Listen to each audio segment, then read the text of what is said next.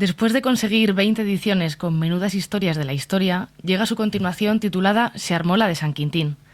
Nieves con Costrina vuelve a entretenernos en una nueva forma de contar la historia. Más de 300 relatos, esta vez, nos demuestran que la asignatura odiada por muchos en el colegio no es tan aburrida como parece. Bienvenida, Nieves. Hola, muchas gracias. Después de haber publicado tantísimos relatos en libros anteriores, ha conseguido publicar otra con más de 350, creo que anda por ahí. 350 y tantos, sí. ¿Te quedan más que no hayas incluido? Ay, quedan todas. Son muy pocas aún. La historia de la humanidad tiene peripecias a diario 40 o 50, por decir una cifra, ¿no? Queda mucho por contar, queda todo por contar. Lo que cuento aquí son pequeñas historias que solo dan una pista para quien quiera investigar más allá, pues ya se documente en fuentes más eruditas que yo, ¿no? Pero sí, hay muchísimo que contar y todo muy divertido. ¿Te estás planteando otro nuevo libro? No, ahora no. De momento no. No, he salido un poco deshidratada de este. No, no, de momento no. Todo se andará. En esto del periodismo, porque yo sigo insistiendo en que yo soy periodista. No, lo de escritora me suena muy... Aunque siempre se ponga eso de periodista y escritora. Bueno, pues todos los periodistas escribimos, luego todos somos escritores, entonces, ¿no? Pero no, yo lo cuento con mi estilo periodístico y de momento el trabajo periodístico está por delante, entonces no tengo tiempo ahora de ponerme en otro, aunque estoy sacando uno por año, la verdad. Y ha insistido mucho en que la historia en los colegios es aburrida, que en generaciones anteriores sobre todo se quitaban muchísimas cosas. Entonces, ¿qué nos aportan estos nuevos libros a la historia? Hombre, yo creo que se aporta devolver un poquito lo que nos hurtaron en su momento. Yo no sé, como no tengo hijos, no puedo decir cómo está la historia ahora porque no lo sigo de cerca. Sí tengo alguna referencia de profesores que, bueno, hay alguna comunidad autónoma en la que tienen que estudiar en un solo curso desde la prehistoria hasta nuestros días. Eso es absolutamente imposible y una estupidez como una casa. Es imposible entender nada ni aprender nada así, ¿no? Pero bueno, los pobres maestros es lo que tienen por delante, ¿no? Impuesto por la ley de educación de cada autonomía. Pero en mi tiempo, la historia me la hurtaron porque me la contaron de forma muy aburrida, porque eran señores que no sonreían en clase, porque era todo muy serio y todo muy circunspecto y todo muy, muy aburrido. Y la historia es una asignatura para disfrutarla. Y bueno, yo afortunadamente por mi cuenta me enteré después y dije, pero bueno, ¿por qué me han quitado a mí todo esto, ¿no? Y ahí fue cuando me empecé a interesar por la historia. Eso lo uní luego a mi faceta periodística y dije, bueno, pues a lo mejor hay alguna posibilidad de contar esto periodísticamente, bueno, como a mí me ha dado a entender quien sea, ¿no? Así es como lo cuento, así es como me sale. Y lo único que pretendo es, bueno, pues picar un poquito la curiosidad. Si hay algún episodio que a alguien le interese, bueno, pues luego puede ampliarlo en otros lados con fuentes, como digo, más eruditas. También hace referencia en varios capítulos a películas, ¿no? Que en realidad cuentan lo que es verdad, pero luego en el colegio tampoco se estudia que eso es verdad. Entonces, ¿son estas películas unas fuentes, vamos, la mayoría, unas fuentes... fidedignas? Sí. Sí, algunas sí, otras no, hombre. En el cine esto es como la novela histórica. Pues el director o el escritor de novela histórica toma un retazo de la historia y luego él ya lo adapta y tiene derecho a meterle su guión y su literatura, ¿no? Pero hay algunos que sí, vamos, cualquiera podemos recordar El Padrino y vamos, puede que todo eso sea una gran historia inventada, pero eso es tan real como la vida misma. Y bueno, digo, Titanic, que está este año más de actualidad con su centenario, ¿no? James Cameron fue absolutamente fiel, pero evidentemente pues metiendo su Leonardo DiCaprio por el medio, que ahora ya parece que el Titanic no es nadie sin Leonardo DiCaprio, sí, ¿no? Pero sí, el cine también ha servido mucho. Luego en el libro no deja títere con cabeza, y es que hay un gran número de personas reconocidas que hay en diversas historias. Entonces muchas veces nos preguntamos, ¿pero esto pasó de verdad a esta gente? ¿Hay alguien que no haya querido incluir en el libro? No. ¿Por cualquier motivo? No. Hombre, no sé si no dejo títere con cabeza, ¿no? Pero cuento sobre lo que he leído, que luego lo que hago. Siempre digo que no cuento nada nuevo. Yo lo que estoy contando ya se sabe, evidentemente, ¿no? Le pongo mi pluma especial y ya está. Pero no he ido especialmente a por nadie, pero es que nos han engañado con casi todo, con casi todo, sobre todo en cuanto a personajes se refiere, a reyes, a papas, a tal. Entonces sí, parece que es que no dejas títere con cabeza, pero bueno, es que tiene mucha gracia que un papa que imponga el celibato a su vez tenga 4 hijos. Entonces, ¿por qué no nos dijeron en su momento, este impuso el celibato pero tuvo 4 hijos, con 4 novias distintas, por supuesto, ¿no? O que, yo qué sé, pues una monarquía tan... O de reyes, también se habla mucho de reyes. Una monarquía tan católica practicante como nos han vendido en este país, y que bueno, pues o esa boda edulcorada de Alfonso XII con su primita María de las Mercedes, que era todo tan bonito y tan dulce y tal, y bueno, pues porque no nos han contado también que la noche antes de casarse con su primita, la que quería tanto, estuvo Alfonso XII con su amante, la cantante de ópera.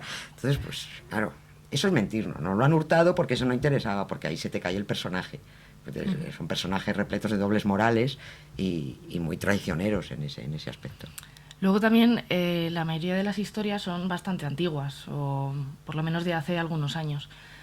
¿Se ha planteado hacer otro libro con historias más actuales, por ejemplo con la Casa Real actual o con los políticos de ahora? No, porque no son historia. Ahora la Casa Real ahora es información, no es historia.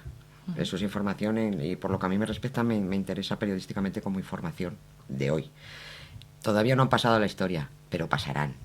Y ya vendrá alguien que ya contará todo en todo lo que nos han ido engañando, que algunas cosas ya se sabe, ya han salido y ya las vamos viviendo, ¿no? Pero vamos, todavía hay alguno con ojiplático por ahí diciendo, pero esto lo estaban haciendo de antes, esto lo llevan haciendo toda la vida. Claro, ¿y habrá tantas cosas en el futuro para contar de ahora? Como te digo, a diario ocurre de todo en todos los países del mundo. Entonces solo hay que... No todas las historias son antiguas, ¿no? Hay el genocidio de Ruanda es de finales del siglo pasado, del siglo XX. Las Torres Gemelas no las toco, pero hay muchísimos episodios del siglo XX, de la segunda mitad del siglo XX, y eso es muy nuestro. Yo he nacido el siglo pasado, tú también. Sí. Luego, una de las historias que me ha llamado la atención ha sido la que he titulado Ejecuten pero en privado, en la que se cuenta cómo las ejecuciones eran actos públicos y además eran prácticamente fiestas. ¿Por qué eso cambió? Hombre, afortunadamente, porque hubo un hombre sensato por ahí que estuvo mucho tiempo batiéndose el cobre en el Congreso para que se prohibiera que las ejecuciones en España fueron espectáculos públicos, porque es que había tortas, era como ir a un concierto de Bruce Springsteen. La gente hacía cola por la noche para coger un buen sitio al día siguiente para ver cómo le daban garrote al reo de turno, ¿no? Y eso era, bueno, pues había puestos de bebidas, puestos de comida, era una fiesta, había colas para coger los carruajes que te llevaran al lugar de ejecución, a la plaza pública, y hombre, pues ya se prohibió porque era un espectáculo lamentable, ¿no? Por eso sí menciono en el libro, digo que no, ¿y por qué se queja ahora alguien de los reality shows? Bueno, pues al menos eso si quieres lo apagas y no vas, pero es que estaba la orden del... tampoco a nadie, ¿eh? Estaba la orden del día y el español, bueno, el español europeo, esto también no es un patrimonio nuestro, también los franceses eran todavía más brutos que nosotros. Sí. En el siglo XVII no se contentaban con matar a alguien, lo despedazaban luego y lo ataban a un caballo y tiraban 4 caballos cada uno para un sitio, ¿no? El humano en general es muy cruel. Era algo universal. Y luego hay otra historia curiosa que es sobre las Islas Canarias, y es que pertenecieron a Portugal. Entonces, ¿esto cómo fue? ¿Qué consiguió? Muy poquito, que Portugal las fue muy consiguió? poco tiempo, pero sí es cierto, durante un periodo corto de tiempo que Portugal se hizo con las Canarias porque engatusó a un papa. Antiguamente, cada vez que se realizaba una conquista, siempre tenías que luego pedir el beneplácito al papa de turno, para que él te concediera la posesión de esos territorios, con la promesa de que ibas a evangelizar, por supuesto, ¿no? Pero como lo de Canarias venía de muy antiguo de España, pues España nunca pidió aquel beneplácito del Papa. Portugal se percató de ese fallo y pasado un tiempo fue al Papa y dijo, lo convenció de que al fin y al cabo ellos iban a evangelizar mucho y más y mejor que nosotros, que los españoles, y le dijo, y además ellos nunca pidieron permiso. Entonces hubo ahí un fallo del Papa que no estaba muy enterado del asunto y le concedió las Islas Canarias a los portugueses, pero bueno, inmediatamente En unos meses España, el rey de España se levantó y dijo el rey de Castilla se levantó y dijo que era eso de... Y bueno, le puso al Papa las peras a cuarta y las Canarias volvieron Y a ser... lo devolvió a ser español. Luego, como decíamos, hay muchísimas historias, tanto en este libro como en el otro, como las que cuentas en Radio Nacional, ¿no? En el programa. ¿Cómo consigues averiguar tanta información curiosa? Porque al fin y al cabo es todo bastante curioso. Leyendo y buscando y leyendo a los que saben de todo esto, ¿no? Es muy difícil a veces resumir en 30 líneas un episodio para que a lo mejor me he tenido que leer un libro entero, ¿no? Pero bueno, sobre todo es leer y leer lo que se ha hecho siempre, leer ahí, todo está en los libros, ¿no? Y bueno, pues lo único que hacer es documentarlo bien y luego ponerle ya tu propio estilo, tu propia forma de contar las cosas, pero es investigando, leyendo y contrastando y viendo lo que dice uno y viendo lo que dice el otro y luego divirtiéndote a la vez que lo escribes. ¿Hay alguna información que te haya costado más que otras conseguir? Me costó encontrar documentación porque encontraba muy poca documentación de una historia que es mi favorita. Es una historia de la que yo nunca había oído hablar. Es un impuesto que ha existido en España durante 7 u 8 siglos. Un impuesto que pagaban los españoles a la sede compostelana. Y se llama el voto de Santiago. Y yo nunca entendí, nunca, una vez que leí algo de ¿qué es esto del voto de Santiago? Y no encontraba información suficiente por ningún sitio que me aclarara exactamente qué era el voto de Santiago. Entonces sí, llegué a los escritos de una historiadora de la Universidad de Santiago, Ofelia Rey, y ahí ya por fin me pude enterar de todo lo que era el voto de Santiago. Un voto de Santiago me parece una de las historias más alucinantes, sorprendentes que me he encontrado nunca, que es... te tengo que hacer un poquito de historia. Sí, para cuéntanos en qué ¿no? consiste este voto.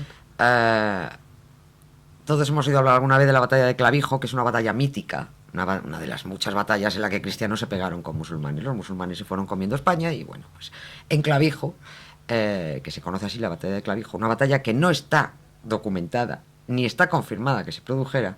En esa batalla supuestamente es donde cuentan que se apareció Santiago montado en un caballo blanco cortando cabezas de los musulmanes para ayudar a los cristianos. Bien. Hay que creerse evidentemente que Santiago bajó. De ahí viene el mito de Santiago Matamoros. Ahí nace el mito de Santiago Matamoros, ¿no? En esa batalla de Clavijo. Eso es lo que cuenta el rey. Y eso es lo que cuenta, bueno, pues evidentemente como esto es un supuesto milagro, está sin documentar y queda para quien se lo quiera creer. Pero el rey dicen que en agradecimiento a esa ayuda que prestó el apóstol Santiago, hizo un voto, hizo una promesa, el voto de Santiago. Y prometió pagar que los españoles, claro, porque cuando un rey prometía por todos sus súbditos, claro, prometió que todos los españoles pagarían parte de sus cosechas y parte de su vendimia a la sede compostelana, puesto que era allí donde en teoría está enterrado el apóstol Santiago, que tampoco lo está, pero bueno. Entonces, desde esto que se da en el siglo IX hasta las Cortes de Cádiz, los españoles han estado pagando un impuesto por una batalla que no existió, por un santo, por un apóstol que supuestamente bajó del cielo, que no bajó, y ahí está la explicación de por qué la sede compostelana es la más rica y floreciente de todas las españolas. Muchísimos años recogiendo... Pues desde el siglo IX hasta el siglo XIX, hasta que las Cortes de Cádiz llegan y dicen, pero ¿qué es esto del voto de Santiago? ¿Qué estamos pagando? ¿No? Entonces abolieron el voto de Santiago. Luego llegó Fernando VII y lo volvió a poner. ¿Luego se volvió a poner? Sí, y luego vinieron los liberales y lo volvieron a quitar. Y ya no se ha vuelto a poner. Sí, y luego vino Franco y lo volvió a poner. Lo que pasa es que ya quedó en un voto simbólico, es una especie de ofrenda, pero simbólica. Algo voluntario. Exactamente, y que además, pero es que eso era obligatorio, se recogía parte de la cosecha, no era en toda España, ni era de forma equilibrada en toda España, porque por unas cuestiones territoriales que son muy complicadas de contar, unos pagaban más, otros menos, otros no pagaban, pero al fin y al cabo era un impuesto que se recogía anualmente y que iba a la sede compostelana. Eso ha sido una ingente cantidad de dinero a lo largo de muchísimos siglos. Un impuesto, insisto, por una batalla que probablemente no existió porque sigue sin estar documentada y por un apóstol que no bajó del cielo, como Okay. dice, a matar moros con una espada, ¿no? Pues aquí nos quedamos con estas historias y otras muchas más que dejamos para que los lectores puedan recrearse con el libro. Muchísimas gracias por haber venido a contarnos todo esto. Muchas gracias a vosotros.